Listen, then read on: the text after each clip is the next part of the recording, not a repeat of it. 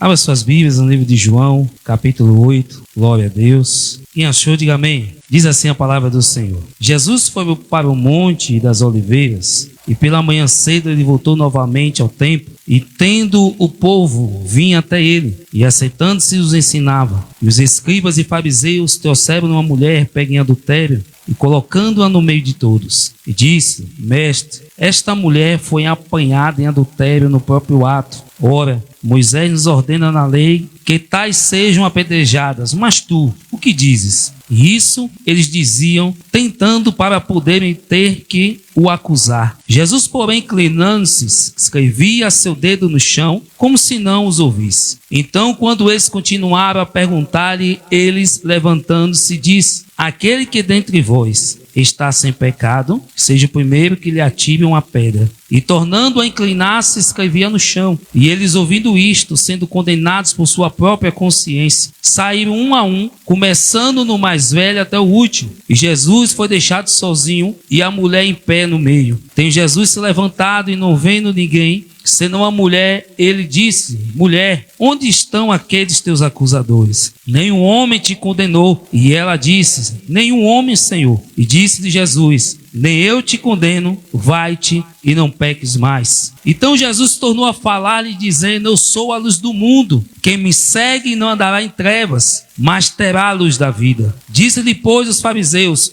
Tu dás testemunho de ti mesmo, e o teu testemunho não é verdadeiro. Jesus respondeu e disse: Embora eu dê testemunho de mim mesmo, o meu testemunho é verdadeiro, porque eu sei de onde vim e para onde eu vou. Mas vós não podeis dizer de onde eu vim e nem para onde eu vou. Vós julgais segundo a carne.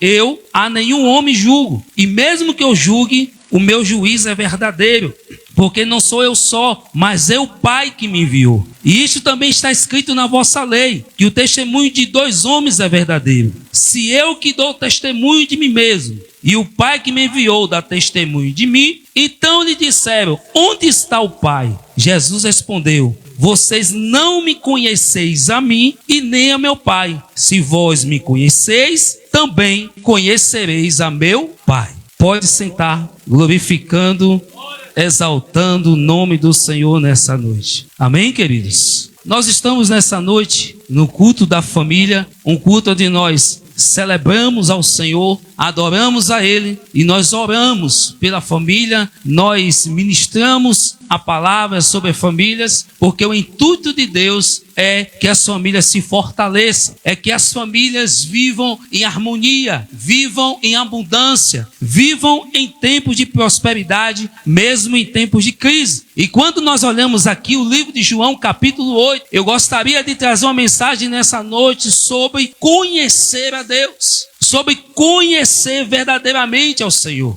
porque muitos de nós, todos aqueles que estão dentro da igreja e fora, se formos perguntar para muitas pessoas: você conhece a Deus? Muitos diriam: eu conheço a Deus. Só que quando nós vamos analisar o nosso conhecimento sobre Deus, ele está muito raso. E por falta desse conhecimento a Deus, é que as crises existenciais têm batido na nossa porta, têm entrado no meio da nossa família, têm tido coisas muito difíceis que nós não conseguimos resolver pelo fato de não conhecermos a Deus. Porque para você conhecer a Deus, existem níveis, e você tem que cada dia subir esse nível. Livro de Oséias, capítulo 6, versículo 3, o profeta ele vai levantar e dizer: conheçamos e prossigamos em conhecer ao Senhor. Quando você vai estudar sobre determinado assunto, você vai ver que aquele assunto, conhecimento, ele tem um começo, ele tem um meio, ele tem um fim. Mas quando você vai estudar sobre Deus, ele não tem começo, nem meio, nem fim. Por quê? Porque Deus é eterno. O conhecimento de Deus nunca se apaga. O conhecimento de Deus nunca ele chega ao ponto final. Porque à medida que nós vamos mergulhando, nós vamos conhecendo quem é Deus e quem nós somos. A única maneira de nós conhecermos quem é Deus é primeiro reconhecer quem nós somos. A Bíblia vai dizer no livro de Mateus que 2 homens, durante o culto, eles sobem ao templo. E quando Jesus estava lá, um certo homem olha para Jesus e diz: mestre, eu tenho dado o meu dízimo, eu tenho feito a tua vontade, eu tenho feito isso, eu tenho feito aquilo, eu sou um cabra bom na tua casa. Mas de repente a Bíblia diz que o segundo homem, que conhece quem é aquele que estava diante dele, a Bíblia diz que ele se ajoelha e diz: me ajuda, Senhor, porque miserável homem que eu sou. O homem só conhece mudar de vida, não é quando ele apenas se conhece, mas quando ele conhece primeiramente quem era Deus. Se você não conhecer quem é Deus, você nunca vai poder vencer as batalhas da sua vida. Observe que é uma religião por aí que ela sempre chama Jesus de menino. É o menino Jesus, porque o menino Jesus nasceu, porque o menino Jesus está entre nós, porque o menino Jesus isso e aquilo. Mas nós que para conhecemos Jesus, conhecemos sim ele como menino. Quando ele nasceu da barriga de Maria, ele era um menino. Mas a Bíblia diz que o nosso Jesus hoje, ele é Senhor, e por isso ele merece toda a reverência nessa noite. Quando você conhece quem é Deus, as suas atitudes mudam, a forma de falar muda, a forma de agir muda, porque eu conheço quem é o Senhor. Não precisa eu abrir a minha boca, ou você abrir a sua boca e encher o peito e dizer: eu conheço a Deus. Não precisa, porque as minhas atitudes e as tuas atitudes vão revelar o nível que você conhece a Deus. Você já viu aquele povo que não conhece muito a Jesus? E aí está passando pelo momento de prova e fala assim: rapaz, tenha fé. Não, eu tenho fé. Eu não preciso estar na igreja para ter fé. Eu não preciso ir para os cultos para ter fé. Mas na hora que a coisa aperta, eu vou desistir, eu vou parar. Toda vez que você tiver um sentimento de parar e desistir, falta conhecimento de Deus para a sua vida. Quando conheço quem é Deus, as coisas é diferente. Mas você sabe o que é pior de a gente não ter o conhecimento de Deus? É quando Deus ele quer se revelar para nós e nós não aceitamos a sua revelação para as nossas vidas. Jesus vai se encontrar com a mulher em que ela foi pega no ato de adultério. E a Bíblia diz que aquele que cometia o adultério tinha que pegar, colocar no meio do arraial e apedrejar até a morte. Só que Jesus, que conhece todas as coisas, a Bíblia está dizendo que aqueles homens olharam para Jesus e falaram assim: mestre, ela foi apanhada no adultério. A lei diz que nós temos que matar ela na pedra. E o Senhor, o que é que me diz? A Bíblia diz que Jesus cala-se e começa a escrever no chão. Eu queria saber o que foi que o mestre escreveu ali. Naquele momento, Deus começou a mostrar para ela que não precisava agonia, porque no silêncio Ele estava trabalhando. Tem pessoas que ela quer ver, porque se eu não ver, eu fico agitado. Tem pessoas que querem ver Deus se manifestar no meio do fogo, porque se eu não ver Deus fazendo, eu fico agitado. Tem pessoas que querem a todo custo, a ferro e fogo, tomar decisões, porque se eu não fazer dessa forma, eu não sinto que Deus está no controle das coisas. Mas deixa eu te dizer, há momentos que Ele vai trabalhar no silêncio. E você precisa entender, você não precisa ver, você não precisa escutar, você não precisa sentir, você precisa acreditar.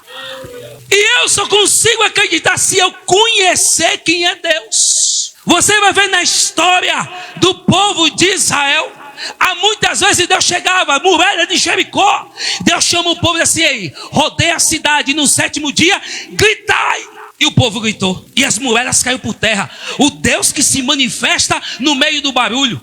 Depois você vai na Bíblia Sagrada, começa a ver outros textos. O povo de Israel está de frente de um mar vermelho e atrás vem Faraó. Aí a Bíblia vai dizer que o povo está lá, todo mundo agitado, todo mundo querendo que Deus faça, nós vamos morrer, faça. Aí teve uma hora que Deus não aguentou mais. Fala: Moisés, fala para o povo que hoje não tem barulho, que hoje não tem fogo, que hoje não tem terremoto e hoje não tem profeta. Eu creio que até Moisés estranhou. Peraí, o Deus que se manifestou no fogo, o Deus que se manifestou na água, o Deus que derrubou os carros e cavaleiros de Faraó, e nós vamos fazer o que agora? Porque até agora eu só conheço o Deus que se manifesta no barulho. Aí Deus falou: hoje vocês vão conhecer um Deus diferente. Deus está falando contigo nessa noite.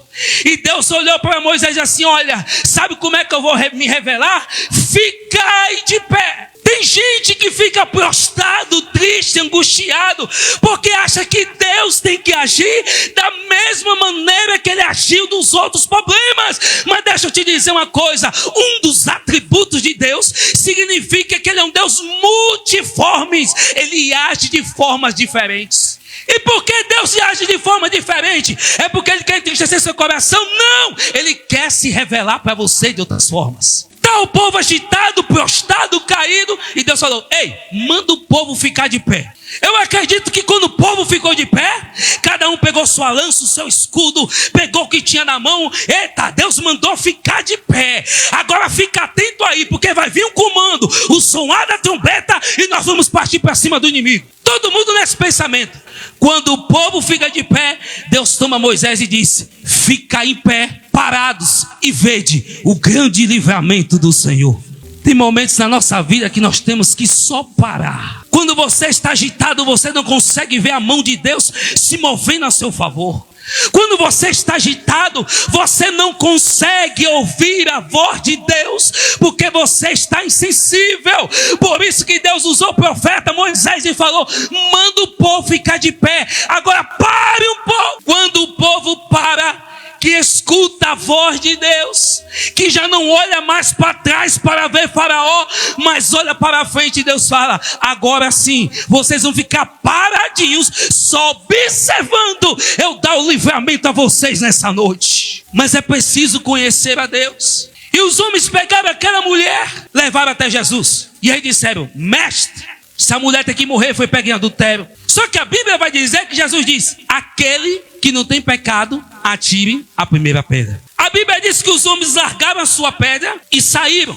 Só que quando você vai entender o contexto original, aqueles homens não saíram dali, porque Jesus falou: aquele que não tem pecado, atire a primeira pedra. No contexto original da Bíblia, quando você vai ler o hebraico, você vai ver que está escrito assim: aquele que nunca teve um ato sexual com ela, que atire a primeira pedra.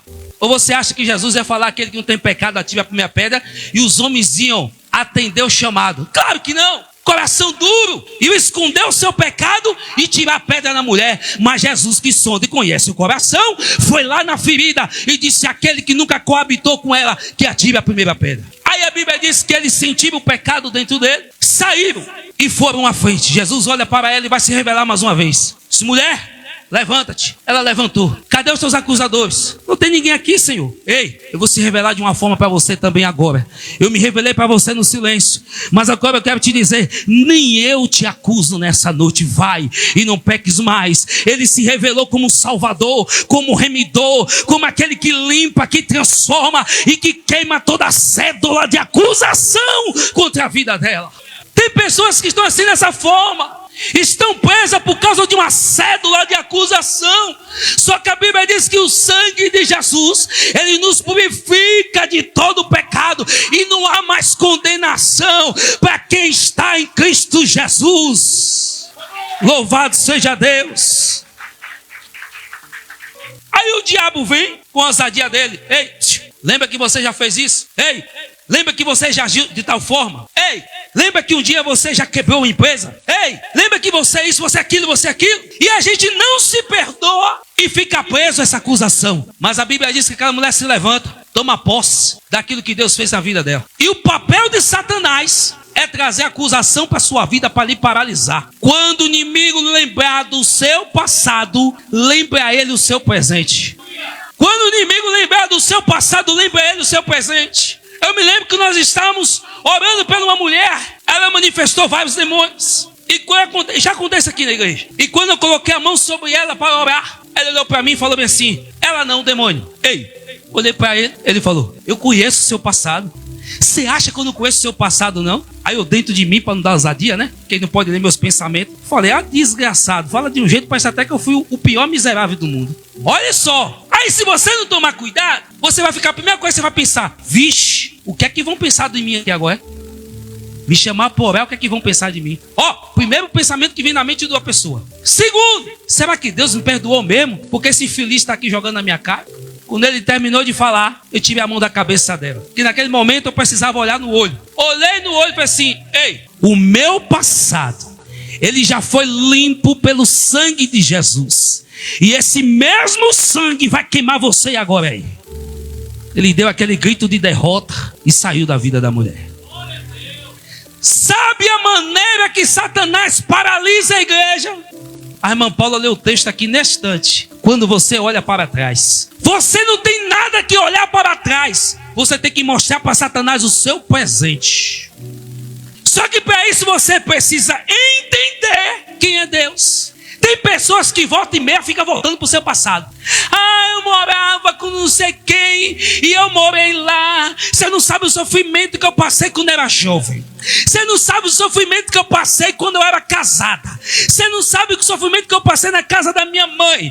Que eu passei lá, que eu passei cá. Ei, deixa eu te falar uma coisa. Tu tá anulando o poder de Jesus sobre a sua vida. Porque tu não fala de bênção. Tu não fala do casamento que Deus te deu. Tu não fala dos filhos que Deus te deu. Da empresa que Deus te deu. Dos negócios que Deus te deu. Tu não fala que o sangue de Jesus é sobre a sua vida. Tu não fala que Deus derramou o Espírito Santo sobre você.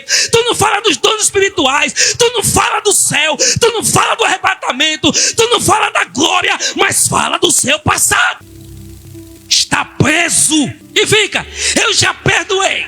Eu hoje não sinto nada. Sente porque está voltando atrás.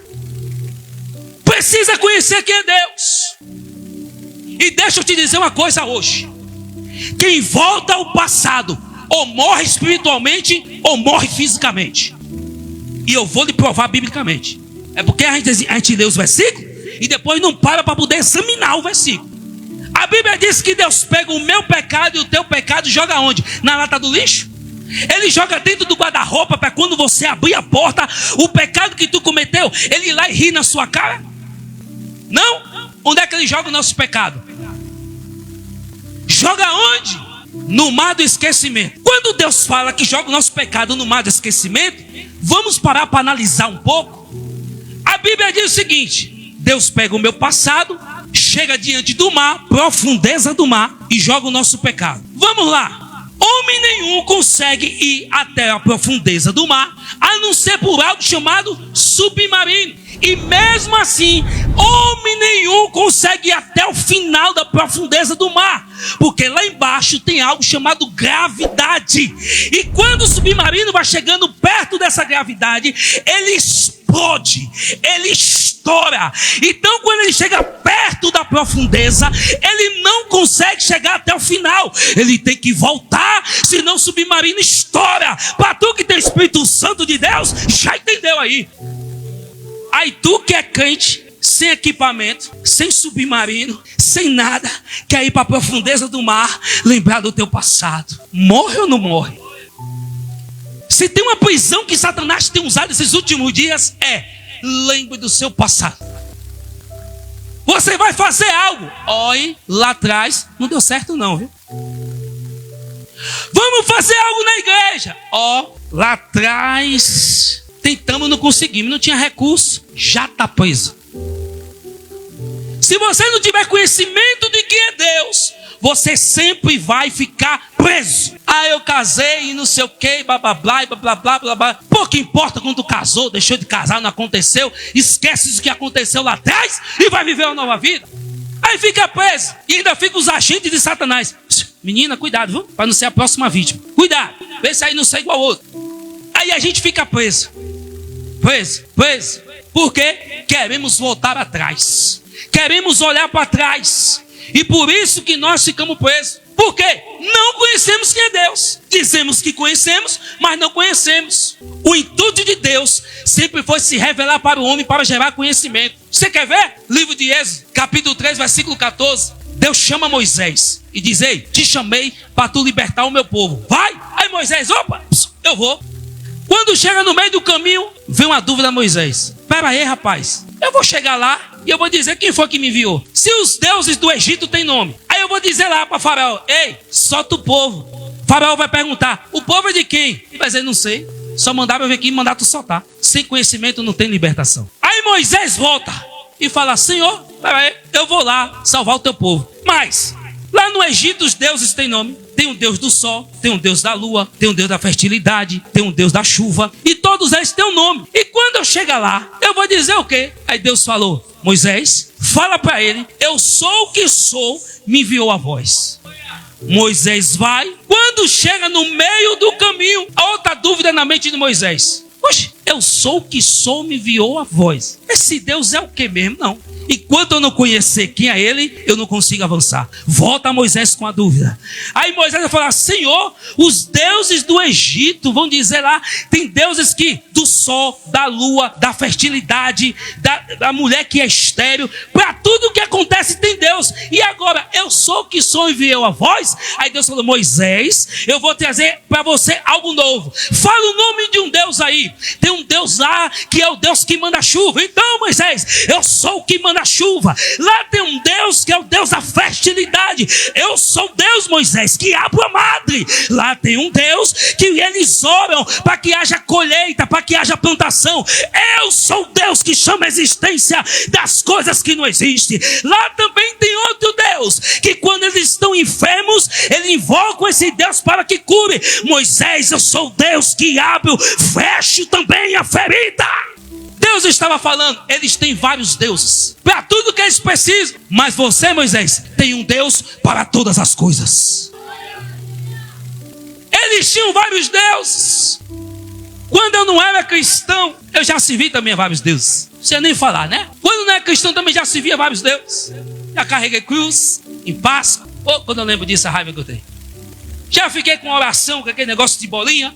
Já me ajoelhei ali no alto do Santo Antônio, no chão, aquele negócio doando meu joelho. Quando eu conhecia Cristo, e eu li a palavra, e Jesus fala no livro de João, que todo sacrifício ele já tinha feito por mim. Aí eu entendi: tudo que eu fiz foi em vão. Eu procurava um Deus para cada coisa que eu queria. No dia que eu conheci Jesus, eu soube que eu tinha um Deus para todas as coisas.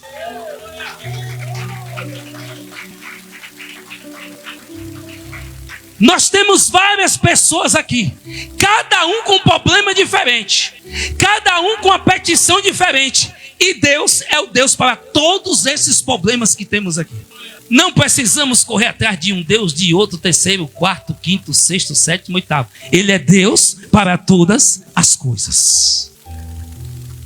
Você precisa ter conhecimento de quem é esse Deus. Você conhece a história de Jó? Uma vez eu perguntei para os jovens: por que Deus fez Jó passar pelaquela prova? Porque pela nossa ótica humana, parece um negócio sem noção. Parece que Deus é um cabra muito severo. Por quê? O próprio Satanás sai da terra, vai aos céus, e Deus pergunta: estava onde? Ele de rodear e passear pela terra. Aí Deus falou: viu meu servo Jó, homem íntegro, reto e que se desvia do mal. O próprio Deus fala bem do servo dele. De repente, Satanás falou: ele é tudo isso porque eu só tenho dado tudo a ele. Deus falou: toca, mas não tire a vida. Satanás tirou a vida dos filhos, tirou a fazenda, tirou o gado, ainda tirou a saúde. Ao ponto que Jó chegava do lado de fora da cidade, o seu corpo com a lepra, saindo pus e secreção, e ele pegava um caco de telha e começava a arrancar a sua ferida. Aí Jó estava como um de nós num tempo de tribulação, indagando a Deus o porquê daquilo na vida dele. Tu acha que Deus foi manso para com Jó? Deus olhou para Jó, só fez uma pergunta a ele: onde estava tu quando eu criei os céus e a terra? Onde estava tu quando as estrelas da alva, ou seja, os anjos, subiam para o meu trono para me adorar? Naquele momento Jó conheceu um Deus que pode todas as coisas, ainda que para você seja impossível. Aí Jó não murmurou mais, sentado no mesmo lugar. Aqui tem uma revelação de Deus. Meu Deus, veio agora. Jó estava na porta, arrancando a sua ferida com casco de telha e murmurando. Mas depois ele volta para o mesmo lugar aonde ele estava murmurando, e pelo fato dele conhecer a Deus, ele vai tomar atitude diferente. Alguém passa, olha para Jó e começa assim: coitadinho, que pena dele. Ele não murmura, ele levanta a mão para o céu e diz: ainda nessa carne eu vou louvar e glorificar a Deus.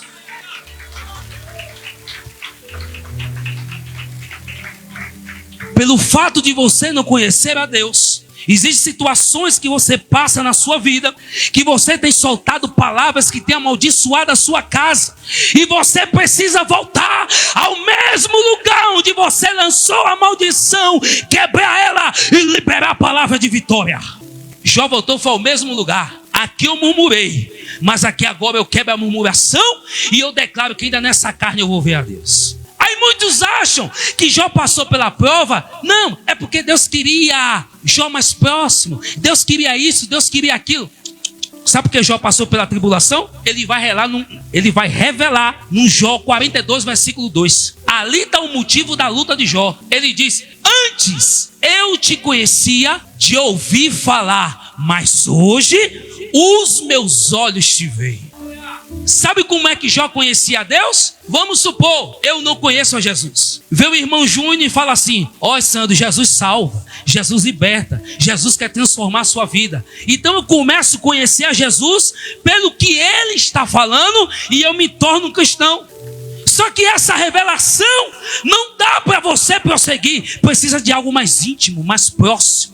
E para ter algo mais íntimo e mais próximo, Paulo vai revelar dizendo: a tribulação produz paciência, a paciência é esperança, e a esperança é alegria, não é isso? Até me perdi agora. Sabe qual é o problema? É que quando a gente passa pela tribulação, eu vou morrer. Quando eu passo pela tribulação, Deus não está me ouvindo. Quando eu passo pela tribulação, por que eu estou passando isso? Ainda tem uns endemoniados que ficam usando um termo do mundo dizendo: isso acontece nas melhores famílias. Na tua, na minha não. E a gente fica dentro da igreja igual a papagaio, repetindo a mesma coisa. Acontece nada. Não tem outra forma de você chegar perto para Deus, conhecer a Deus, se fortalecer na fé, se não for no meio da tribulação. Não tem. O problema é que a gente olha para a tribulação como algo ruim, que Deus quer nos matar. Você tem que olhar: está acontecendo isso dentro da minha casa. O que é que Deus quer revelar para mim? Em que nível Deus quer me levar? O que é que eu preciso enxergar que eu não vi? Mas você só vai fazer isso se você conhecer quem é a Deus. Abre aí, por favor. Vou botar aqui no Datashow. Provérbios capítulo 2. Sabe por que nós não conhecemos a Deus? Provérbios capítulo 2. Você vai precisar quebrar isso. Olha o que a Bíblia diz: filho meu, se aceitarem as minhas palavras e esconderem contigo os meus mandamentos. Segura aí. Primeira coisa para ter conhecimento de Deus, você precisa aceitar a palavra dele. O mundo lá fora ele diz que você tem que ter vários deuses, mas a palavra te diz que é o único Deus pelo qual você deve adorar, exaltar e glorificar. O mundo lá fora ele diz que existe vários caminhos para ir até Jesus, mas a palavra diz que Jesus é o caminho, ele é a verdade e a vida.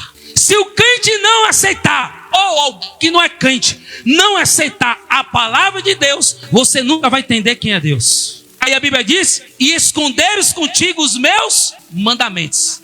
Sabe o que é que tem acontecido? A gente esconde tanta coisa, né? Quando chega dentro de casa, a mulher recebe um docezinho, alguma coisa, sabe que o marido gosta do doce. Aí vai lá atrás da geladeira, tá cheio de panela, bota o doce lá atrás da panela. Esconde, porque se o marido vê, eu mesmo sou assim. Se a mulher esconder o doce de mim, já foi, ela fica sem. A gente esconde tanta coisa para não perder, né? Para alguém não ver, para a gente não ter prejuízo. Mas quando chega a palavra de Deus, nós não escondemos ela. Esse esconder aqui é para você, quando tiver a necessidade, você vai saber aonde está e você vai usar. Mas não esconde o seu armamento, que é a palavra de Deus, e na hora que você precisa usar contra os ataques do diabo, você vai fazer o quê? Usar a sua própria voz. Versículo 2, olha o que ele vai dizer: para fazeres o teu ouvido atento à sabedoria, inclinares o teu coração ao entendimento. Dias de lutas, dias de guerras, não é hora de você abrir a boca ou tomar alguma atitude. É primeiro momento de você buscar a Deus entendimento. Deus nunca mandou ninguém para a guerra de qualquer jeito. Todos os homens da Bíblia, Deus chamava e gerava para ele um entendimento. Qual é a guerra, quem é o inimigo, o que está fazendo e como lutar contra ele. Mas não temos conhecimento quem é Deus, dizemos que conhecimento é Deus, mas vamos no nosso braço forte. Versículo 3. Se clamares por conhecimento e por inteligência, alçareis a tua voz. Ei, como você tem levantado a sua voz dentro da sua casa? Esse menino, essa mulher, esse homem, se clamares, alçares a tua voz, ou seja, levantar a sua voz e clamar. A Bíblia diz: se clamares por conhecimento e por inteligência. O que é que a Bíblia está dizendo? Enquanto você usa a sua arma, que é a sua voz, a sua forma de agir, você não é uma pessoa inteligente. E que não é inteligente é o quê? Está com medo de falar? Versículo 4. Agora está aqui o segredo, a correria do dia a dia. Se como a prata buscares e como tesouros escondidos procurares. Versículo 5, que vai dizer: então entenderás o temor do Senhor e acharás o conhecimento de Deus. Ei, se tu buscasse conhecer a Deus da mesma forma que você busca a prata, o ouro, busca emprego, busca tanta coisa para a sua vida na área financeira, busca tanta coisa, se tu buscasse dessa forma, a Bíblia diz que tu entendeu o temor de Deus e achar conhecimento de quem é Deus. Deixa eu lhe falar uma coisa. Nós vivemos hoje o mesmo dia que o povo de Israel viveu com Faraó. Olha para o seu irmão e diga assim: estamos vivendo o tempo de Faraó. Você sabia disso? Eu vou lhe explicar. Quando o povo de Israel estava dentro do Egito, Moisés entra com a notícia que vai libertar o povo. O povo estava triste, angustiado, trabalhava para Faraó. Estava triste, angustiado, quando soube que Deus mandou o libertador. O povo se alegrou e começou a lembrar de Deus. Aí Faraó, vendo que o povo voltou a lembrar de Deus, saiu um outro decreto. Ei, antigamente o povo, eles recebiam os tijolos prontos para construir aquelas casas egípcias. Mas a partir de hoje, não dê para ele mais o tijolo pronto. Eles vão ter agora de colher a palha, botar a palha para queimar, vai ter que fabricar o tijolo, pegar o tijolo e depois ir para a construção. Aí o servo de Faraó pergunta: por que vamos fazer isso com esse povo? Para que não dê tempo deles pensar em Deus. Vivemos ou não vivemos o tempo de Faraó? Ei, você tem que fazer faculdade. Top, tem um tempo da faculdade. Ei, você tem que fazer curso daquilo, tem que não sei o quê. Buscamos o ouro, a prata, e nós não buscamos o entendimento. Por isso não temos temor, e por isso que nós não achamos o conhecimento de Deus. Tem crente que trabalha, faz hora extra e ainda vai procurar outro trabalho. Tem crente que trabalha, está o tempo todo na CLT. E aí está lá na CLT o tempo todo. Ele vai para o culto hoje, irmão. Chega atrasado porque, sabe, né? Sou funcionário. Funcionário é pau mandado. Quando Deus abre a porta que dá emprego a ele, chega do mesmo jeito. Qual o motivo agora? O negócio é teu. Deus que te deu. Deus abençoou. Ouviu o seu clamor. Ah, é porque final do mês eu tenho que pagar boleto, eu tenho que fazer isso, fazer aquilo. Ei, Deus não ia te dar nada para ter que prejudicar a obra dele e para não garantir o pagamento daquilo que você deve no final do ano ou do mês. Sabe o que é isso? Nós buscamos mais a prata e o ouro do que o conhecimento. Por isso não há temor e falta conhecimento de Deus.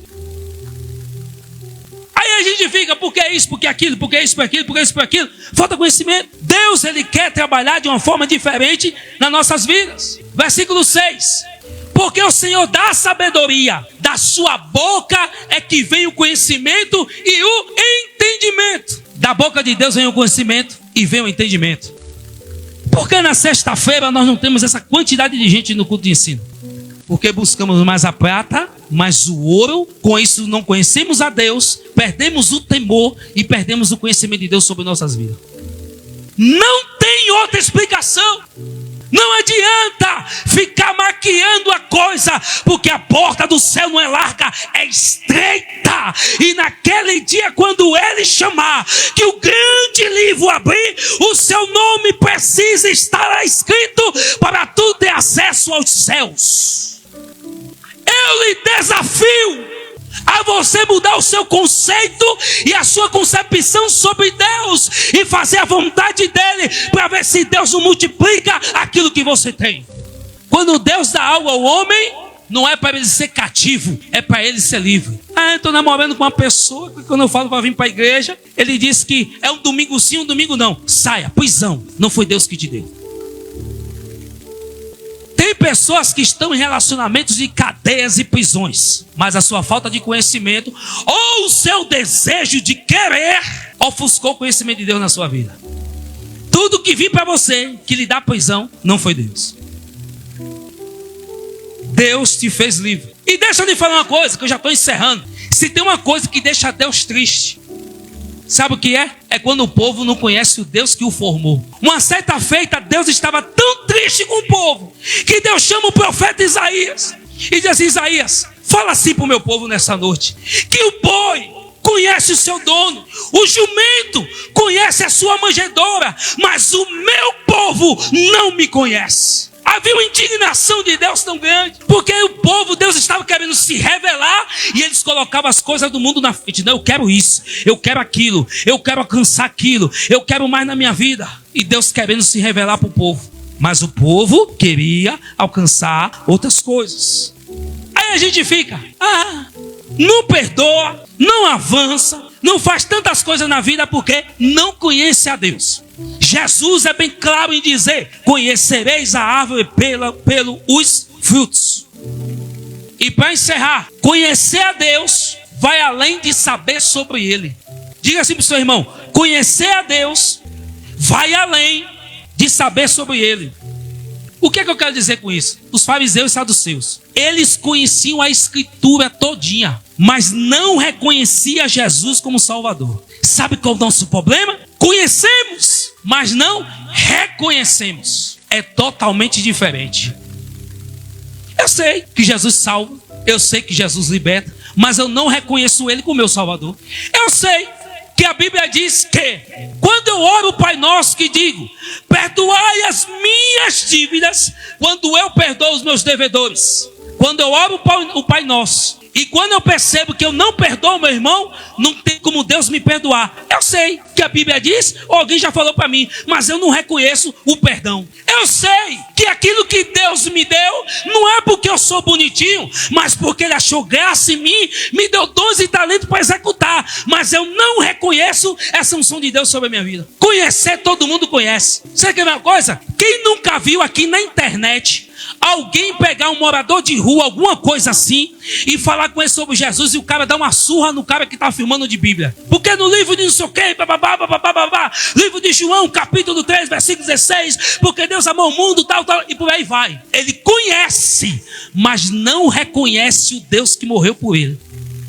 É o que tem acontecido dentro da igreja. E deixa eu te falar uma coisa: se você conhece a palavra e não reconhece o Jesus, vai ficar. Eu conheço, mas não reconheço Ele. Deus me chamou, por causa disso e daquilo eu parei. Não foi por causa de ninguém, porque você quis. Irmãos, Jesus, independente de qualquer coisa, olhou para a humanidade. Ladrão, saltante, maconheiro, estuprador, roubador, toda sorte de miséria estava no mundo. Jesus: eu vou lá morrer por ele. Não tinha motivo para ele morrer por nós, mas ele morreu. Aí vem eu e você para a presença de Deus e diz: vou largar Jesus por causa disso. Vai largar por causa disso? Nada. Vai largar porque você nunca conheceu a Jesus. Sabe por quê? Livro de João, a Bíblia diz: aqueles que ouvem a minha voz é minha ovelha, e ninguém arrebata das minhas mãos. Crente que é crente salvo, ele está na mão de Jesus e ninguém vai arrebatar. Agora, crente que está dentro da igreja, que se diz ser salvo, que é levado por todo o vento de doutrina, por tudo que acontece, esse aí vai ficar. Falta do conhecimento de quem é Deus. Se você não entender isso, não tem como Deus trazer maravilhas para a sua vida. Sabe por quê? O conhecer a Deus transforma a nossa família, transforma a nossa casa. Tem marido que não sabe, nos momentos difíceis, lidar com a mulher. Está casado há 10, 15, 20 anos, mas não conhece. Ele prefere para o confronto. Tem mulher que está casada há tantos anos e não conhece o marido. Ela prefere para o confronto. Não conhece. Eu sempre brincava com minha esposa quando a gente estava na hora do almoço. Ela foi criada com a avó. E a avó dela, toda vez que eu sentava na mesa, a minha comida vinha no tanto certo. Que eu não como muito. Quando minha esposa botava minha comida, vinha aquele prato de paideiro. Aí eu falava, rapaz, a sua avó sabe o tanto que eu como e tu não sabe ainda. Mas com o passar do tempo, do relacionamento, com o passar do tempo da experiência, aí a comida já vem no ponto certo. Sabe por que nós não temos conhecimento com Deus? Porque não temos relacionamento. Você acha que relacionamento com Deus é orar? Relacionamento com Deus, você acha que é orar? 5 da manhã, vamos orar. Chega aqui de hora de 5 às 7. Quando chega da porta para fora, a primeira situação, tu fala o que tu quer, tu age do jeito que tu quer e vive a vida que tu quer. Não é relacionamento. Relacionamento é que eu conheço quem é o meu Deus. Me falaram isso. Jesus faria isso no meu lugar. Se você não tiver um relacionamento com Deus, você não consegue expressar o conhecimento dele. E para você ter uma transformação na sua família, para a sua casa ser conhecida como uma casa que conhece a Deus, ela precisa ter 4 coisas. Diga assim comigo: paz, perdão, amor e propósito. Esse é o pilar da casa que conhece a Deus. Paz, amor, perdão e propósito. Se faltar isso, falta conhecimento de Deus sobre a sua casa. Não tem outra história. Esses 4 pilares dentro da minha casa vai revelar se eu conheço a Deus ou não. Paz, amor, perdão e propósito. Pode estar a guerra que for, mas tem que ter alguém que vai apaziguar e trazer a paz. Pode estar o descaso que for dentro de casa, mas tem alguém que vai liberar amor. Pode ter briga que for dentro de casa. Por que quem é que não briga? Quem é que não se estressa? Então você não é ser humano, querido. Quem é que às vezes fala uma palavra que não agrada? Você é ser humano. Só que tem um porém. Dentro da minha casa tem um pilar chamado perdão. Ninguém dorme enquanto não conversarmos e liberarmos perdão para o outro. 4º pilar, propósito. Deus te deu uma mulher. Deus te deu um esposo. Te deu filhos. Para que propósito? Sabe por que muitas famílias estão desunidas? Estão brigando dentro de casa? Sabe por quê? Ainda não sabe qual é o propósito seu como família. Cada um tem seu propósito individual. O marido sabe o que quer, a mulher sabe o que quer, e tem um propósito conjunto de marido e mulher. Os filhos bem grandinhos já sabem o que quer, vai fazer faculdade, vai fazer curso, fazer tanta coisa. Todo mundo sabe o que quer, mas como família, qual é o propósito? Se você não souber, sua família está perdida. Sabe por quê? Cada um atira para um lado, cada um anda para um lado, mas ninguém trabalha juntos em um único propósito. Qual é o seu propósito como família? Olhe para dentro de você agora, olhe para sua casa e pergunte a você mesmo: qual é o meu propósito como família? Individual todo mundo tem. Se esses 4 pilares, paz, perdão, amor e propósito, não tiver dentro da minha casa, a nossa família ainda não conhece a Deus. Sabe por quê? A família que conhece a Deus vence junto a tempestade da vida. Família que conhece a Deus, toda tempestade que vier, ela vai vencer junto. Não fica assim. Ai, como é que os marinheiros vencem a tempestade? Um do lado de cá rema, outro de lá levanta a vela, outro de cá pega o balde, joga água para fora. Agora, quando a tempestade vem dentro de casa, foi com o marido, a mulher, ele que se vira, ele é o homem da casa, o sacerdote. Eu quero chegar e quero ter. Quando uma mulher que está trabalhando, fazendo de tudo, orando, ela que ore. O papel dela é intercessora. Bote o joelho no chão e que rale. Minha parte eu estou fazendo, comida para dentro de casa. Cada um no seu propósito. Olha para os filhos, eu quero porque eu quero. Os filhos, eu quero porque eu quero. Obrigação do meu pai me dá. Ele que se mate, que rale. Cada um querendo viver o seu propósito. E por isso que há destruição. Agora, quando a família se junta e pensa: ei, qual o nosso propósito como família? Aí tudo vai bem na sua casa. Você precisa a partir de hoje descobrir qual é o propósito seu, não individual, mas como família. Sacerdotes da casa, Quantas vezes a sua família está cultuando no mês? Quantas vezes os sacerdotes vêm com sua família durante a semana para os cultos? Tem crente que é um dia sim e 8 não. Tem crente que vai brincando de Papai do céu mandou dizer para escolher esse daqui, ou quarta, ou sexta, ou domingo. Sexta, quarta, caiu quarta, eu vou quarta. Aí na outra semana de novo. Papai do céu mandou dizer, hoje caiu domingo, eu vou domingo. Sem propósito. Busca o ouro, busca a prata, que não está errado. Mas o momento de Deus e o lugar de Deus, tu tem que vir. Se você não tiver um propósito na sua família ainda não conhece que é Deus. Sabe por quê? Eu encerro agora. Deus se revela no lar de 4 formas: como pai, protetor, conselheiro e amigo. Eu encerro aqui agora. Lembra de Moisés? Moisés não conhecia quem era Deus. Mas Isaías, quando foi profetizar acerca do messiânico de Jesus, ele vai escrever o livro de Isaías capítulo 9. E ele já vai trazer uma revelação de quem era Jesus, antes de Jesus nascer. Ele vai dizer: um menino nos nasceu, um filho se nos deu, e o seu nome será Conselheiro, Deus Forte, Pai da Eternidade, Príncipe da Paz. E ele começa a descrever quem era Jesus. Já viu que tem situações na nossa vida que a gente corre para Jesus? E tem outras situações que a gente corre para pessoas? Porque a gente corre para aquela pessoa, vê algo nela que a gente não vê Jesus. Porque não conhece a Jesus. Eu encerro aqui agora. Você não precisa de um Deus para todas as coisas. De vários deuses para muitas coisas. Você tem um Deus para todas as coisas. E você precisa hoje descobrir qual o seu propósito como família. Porque propósito individual todo mundo já tem. Agora, como família, qual é o seu propósito? Eu não quero ser o super crente nem nada. Mas minha esposa está de prova disso. Os meus filhos nunca têm dificuldade quando nós falamos em fazer algo. Se hoje fosse abrir um ministério em Aracaju e a pastora falasse assim: vou enviar você com a família, eu nem me preocupo com meus filhos. Todos eles vão sem fazer cara feia e sem nem perguntar. Porque desde pequeno nós ensinamos a ele. Estamos como família, reunidos, comendo, bebendo, estudando, trabalhando. Mas para onde Deus mandar, nós iremos. Não tem essa dificuldade. Pelo contrário, no dia que eu penso descansar um pouquinho, que eu boto as pernas para cima, que é dia de culto, eles perguntam logo: vai pra igreja não, é pai? Está acontecendo o quê? Nunca temos motivo no momento de luta, de dificuldade, de chorar na frente deles e dizer o que estava se passando.